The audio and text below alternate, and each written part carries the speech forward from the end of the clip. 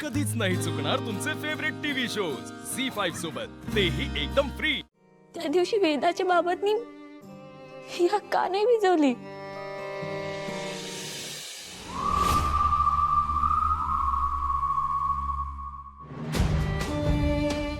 मीरा, अशा परिस्थितीत फक्त दोनच गोष्टी घडू शकतात। एकतर तो माणूस त्या संकटात उडी मारतो किंवा जागच्या जागी थिसून जातो। अथर्वही हे सगळं पाहत असताना जागच्या जागी गोठून गेला होता।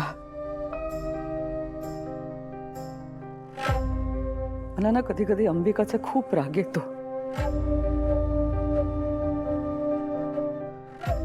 नवरा बायको मध्ये वाद होतात, पण म्हणून तिने असा निर्णय घ्यावा? एकदा तरी तिने वेदाचा आणि अथर्वचा विचार करणं गरजेचं होतं।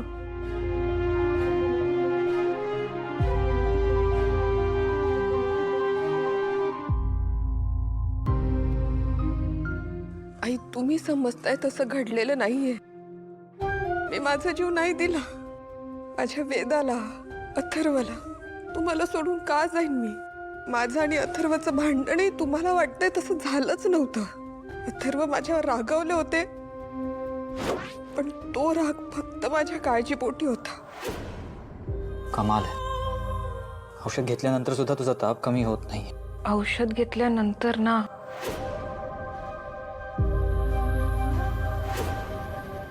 का तू औषध घेतलं नाहीयेस? अथर्व, आय एम सॉरी, मी खरंच विसरले हो। तू विसरली नाहीयेस, तुला सिरियसनेस कळत नाही या गोष्टींचा। आणि ऍक्च्युली ना चूक माझीच आहे, मी गोळी काढून द्यायला हवी होती तुला। हो ठीक आहे, ताप आहे, फक्त होईल हळूहळू कमी।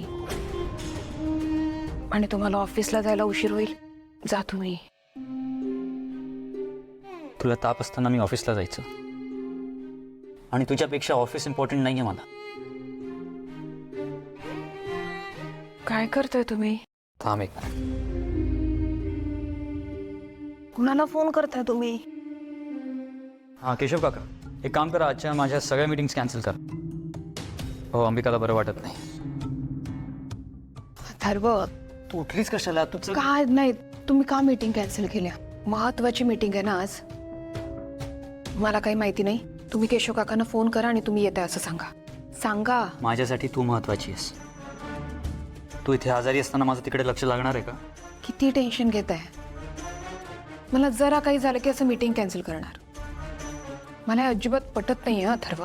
तुझं औषध न घेणं मला पटत नाही। सगळ्यांची काळजी घेत असतेस आणि स्वतःकडे दुर्लक्ष करतेस। पण असं मीटिंग कॅन्सल केली तर आपलं नुकसान होईल ना? काहीही नुकसान होणार नाही, आणि मी गेल्याने तुझा तापही कमी होणार नाही। मी कायमची गेले तर तुमच्या डोक्यामागे माझा होणारा ताप कमी होईल। अंबिका, काय बोलत असतेस तू? वास्तू तथास्तू म्हणत असते। अगं बाई, माझा नवरा चिडला की किती क्यूट दिसतो। मस्करी करत नाही मी अंबिका, आय एम सिरियस। हो, काही काय अथर्व, मी मरते असं म्हणाल्याने कोणी खरंच मरतं का? हे काय आपल्या हातात नसतं, कोणी कधीही मरेल। आणि तसंही मी सवाष्ण मेले तर ते माझं भाग्यच असेल ना। अंबिका, का सारखी मराठी भाषा करत असतेस तू?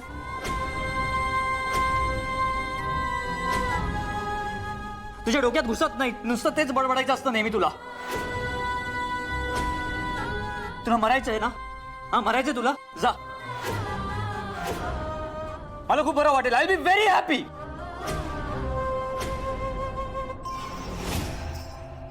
तू गेलीस ना तर वेदाला मी बोर्डिंग स्कूल मध्ये पाठवतो आणि मी इकडनं कायमचं निघून जातो। अथर्व, इतकं काय मनाला लावून घेत? इतकं काय मनाला लावून घेतोय म्हणजे काय? सारखं सारखं तेच सांगायचं का? तुला कळत नाही? तू परत जर असं म्हणालीस ना तर तू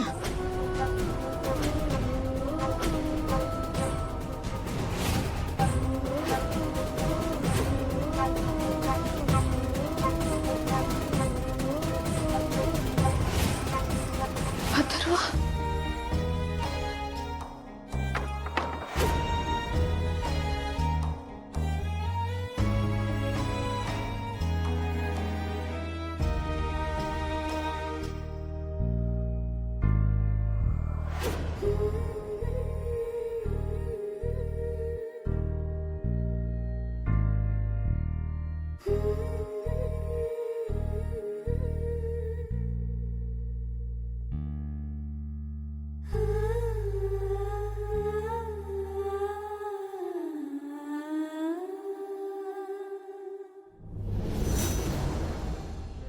असंच का होतं माझ्याकडून? मी अथर्वची मस्करी करायला जाते आणि होतं भलतंच. मीच मूर्ख आहे. माझी एवढी काळजी घेतात आणि मी काहीतरी शी. काय करू आता?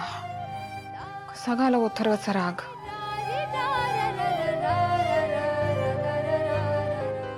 माया, ती काहीतरी मदत करेल मला.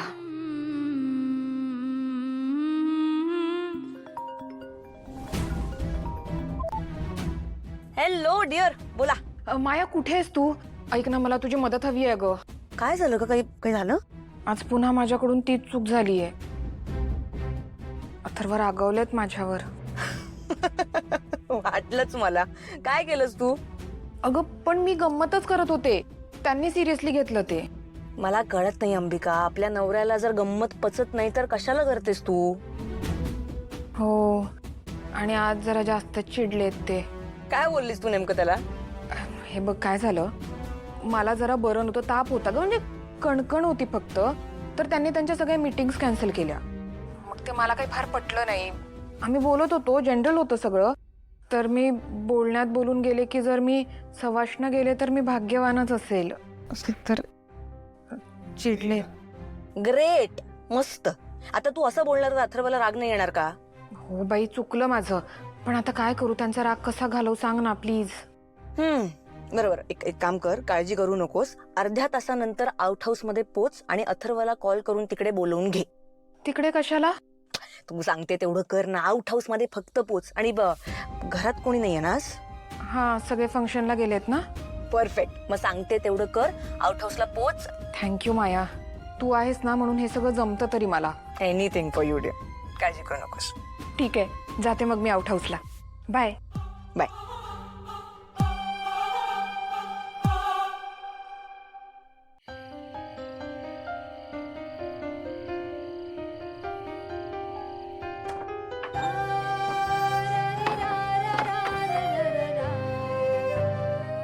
किती छान सजवलंय मायाने. केक कमाल आहे माया. एवढं सगळं सजवून निघूनही गेली. ही असली कल्पना ना फक्त मायाला सुचू शकते.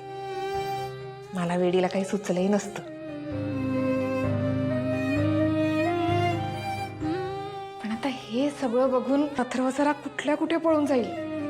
फोन करते त्यांना.